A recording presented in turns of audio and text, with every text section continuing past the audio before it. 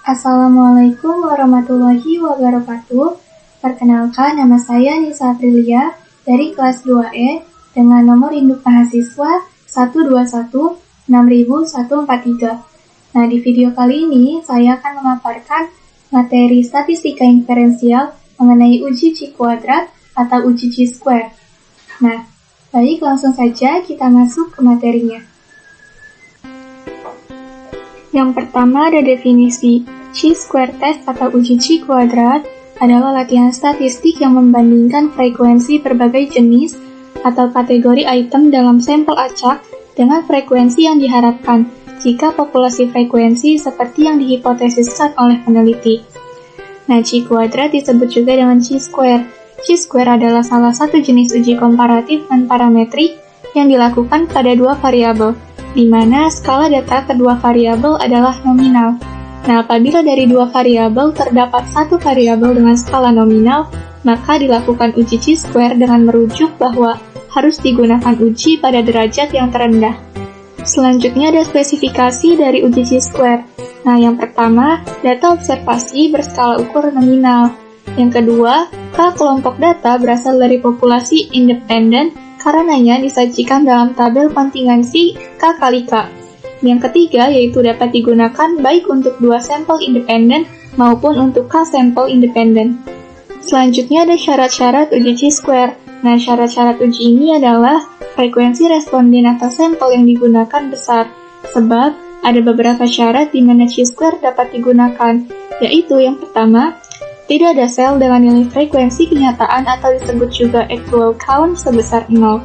Yang kedua, apabila bentuk tabel kontingensi 2x2, maka tidak boleh ada satu sel saja yang memiliki frekuensi harapan atau disebut juga expected count kurang dari 5. Dan yang terakhir, yaitu apabila bentuk tabel lebih dari 2x2, misalnya 2x3, maka jumlah sel dengan frekuensi harapan yang kurang dari 5 tidak boleh lebih dari 20%. Nah, selanjutnya ada rumus dari uji Chi square, atau kita biasa menyebutnya dengan statistik uji.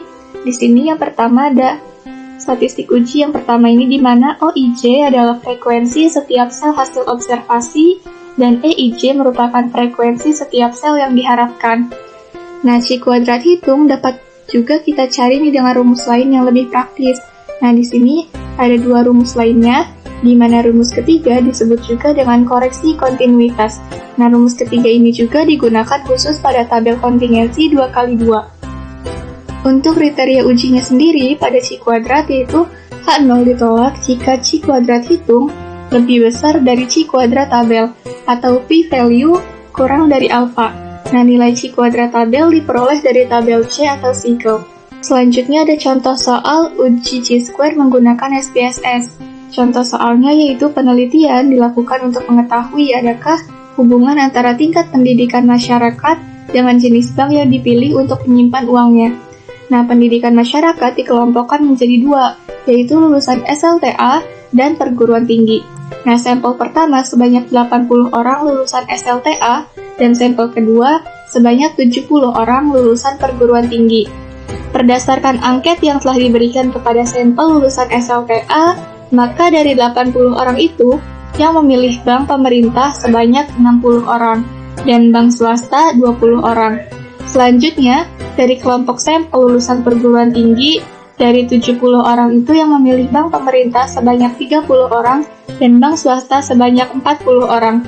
Nah, pertanyaannya, apakah terdapat perbedaan tingkat pendidikan masyarakat dalam memilih dua jenis bank? Nah, di sini ada hasil penelitian dalam bentuk tabel kontingensi 2x2. Untuk sampel ada dari lulusan perguruan tinggi dan juga lulusan SLTA, dan kemudian ada jenis bank yaitu bank pemerintah dan bank swasta. Nah, selanjutnya soal tadi akan kita cari jawabannya menggunakan uji Chi square di SPSS. Nah, sekarang kita akan mengerjakan soal tadi menggunakan SPSS. Seperti biasa, langkah pertama yang harus kita lakukan adalah mengisi terlebih dahulu variabel view-nya. Variabel view kita isi seperti ini. Untuk kolom nama, ada variabel pertama untuk sampel, variabel kedua untuk bank, dan yang ketiga untuk frekuensi. Selanjutnya kita isi label. Label ini digunakan untuk melengkapi kolom nama. Jadi sampel tadi sampel pendidikan, kemudian bank, yaitu jenis bank. Kemudian untuk values kita isi seperti ini. Angka 1 untuk lulusan PT atau perguruan tinggi, dan angka 2 merupakan lulusan SLTA. Selanjutnya untuk variabel kedua kita isi seperti ini. Angka 1 untuk bank pemerintah dan angka 2 untuk bank swasta. Kita klik OK. Selanjutnya untuk kolom measure, untuk variabel pertama menggunakan nominal, kedua nominal, dan yang ketiga menggunakan scale. Selanjutnya kita akan mengisi data view-nya. Nah, data view kita isi seperti ini. Ini sesuai dengan tabel kontingensi yang tadi sudah kita lihat.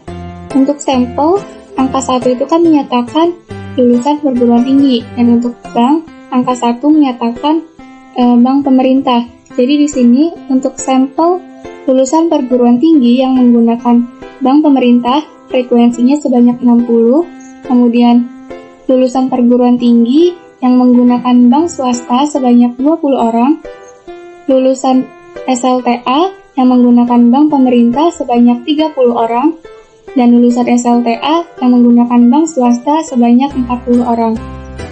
Nah, selanjutnya kita klik data, kemudian kita klik Weight Cases,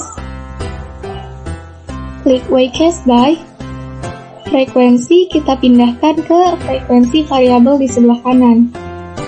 Klik OK. Nah, selanjutnya kita klik Analyze, Descriptive Statistic, Cross Tabs. Nah, untuk sampel pendidikan kita pindahkan ke kolom row. Kemudian jenis bank kita pindahkan ke kolom.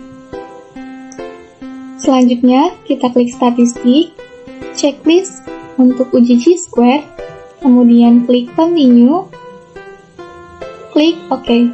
Nah, sudah keluar hasil dari uji chi-square-nya. Di sini dapat kita lihat ada tabel yang sesuai dengan tabel kontingensi tadi. Kemudian di sini adalah hasil dari uji chi-square-nya. Nah, kita akan menggunakan ini untuk analisis soal tadi. Nah, tabel yang tadi hasil uji tes chi-square kita pindahkan ke sini. Kemudian kita lakukan analisis. Yang pertama ada hipotesis penelitian, yaitu hipotesisnya adalah terdapat hubungan antara tingkat pendidikan masyarakat dalam memilih jenis bank dalam menyimpan uang.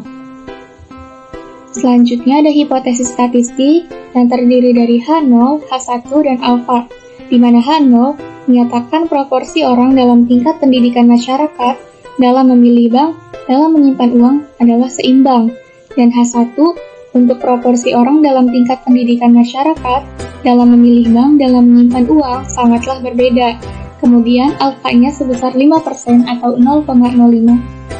Untuk statistik ujinya, di sini kita lihat chi kuadrat hitungnya adalah 14,76 berdasarkan hasil uji chi-square tadi. Nah, di sini 14,76. Selanjutnya, untuk nilai signifikans dari uji chi-square-nya sendiri adalah 0,000.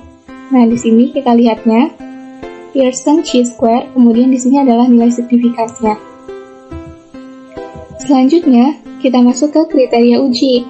Nah, H0 ditolak jika chi-square hitung lebih dari chi-square tabel, di mana chi-square hitungnya tadi adalah 14,76 yang menyatakan bahwa lebih besar dari chi-square tabelnya adalah 3,84. Yang kedua, H0 ditolak jika nilai signifikans atau p-value-nya kurang dari alfa, di mana tadi nilai signifikansinya adalah 0,00. Nah, di mana 0,00 kurang dari 0,05, maka kita dapat tarik kesimpulan H0 ditolak. Maka dapat diartikan bahwa proporsi orang dalam tingkat pendidikan masyarakat dalam memilih bank dalam menyimpan uang sangatlah berbeda. Sekian pemaparan materi yang dapat saya sampaikan. Mohon maaf atas segala kekurangan. Wassalamualaikum warahmatullahi wabarakatuh.